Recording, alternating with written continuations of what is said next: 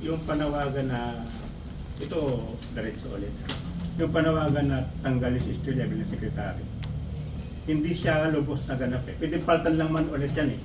Pwedeng, o sige, payag kami, paltan ka agad niya kung sinong gusto niya. Ang talagang problema dito sa usapin ng sektor, pag-uusapan, may usapin kasi na ang sektor ay hindi kasali sa pagbubuo ng estado sa usapin ng agrikultura.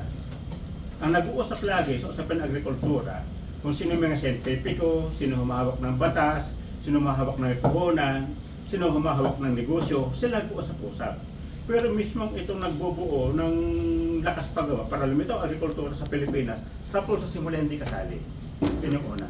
Pangalawa, kahit yung sa usapin ng kukuligo binabagit ni Madam kanina, lagi namin sinasabi, may pera ang Pilipinas sa kukuligo. Billion nga eh. Pero pagdating sa pagdedesisyon, hindi ulit kami kasali. Trust Fund Committee sample, hindi kami kasali magkasaka.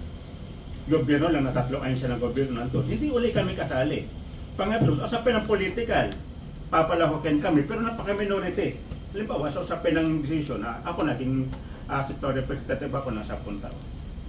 Tingnan natin ang Kongreso, ang Senado na mapagpasya. Meron bang mga sektor na may help dyan ng balansi? Meron kinatawa lang, pero pagdating sa usapin decision making, sino nag-aharing orin pa rin, hindi pa rin ang sektor. Kaya ang sektor, laging nasa siya, laging natatapon siya. Gusto usapin ng buhay. At patong-patong yung batas sa atin, yung pinandigitin din kanina, 99 years.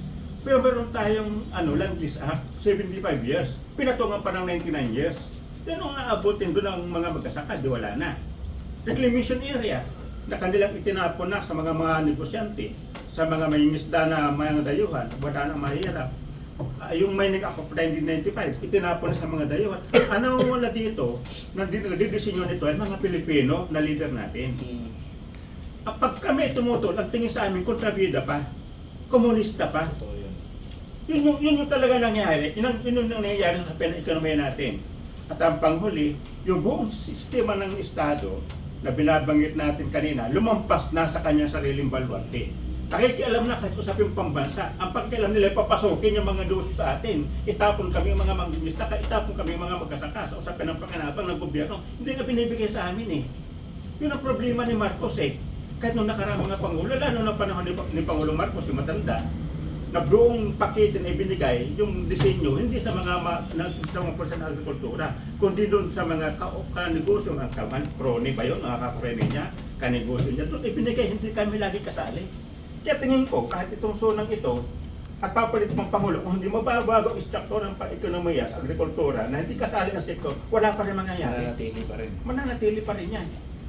Yun yung sama ng loob namin sa gobyerno. Bagamat kami taong gobyerno, pero nanatili na kami ay pinag-uusapan kasama sa dasal. Salamat sa inyo mga magsasaka at kayong bayani sa eleksyon. Salamat sa inyo. Pero pagdating sa totoong panglibang, wala naman sa amin eh.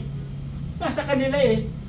Yun talaga yung problema sa usapin ng sektor. Yung pinag-itin kanina sa kanina, Madam. So, yung po siya sabi ni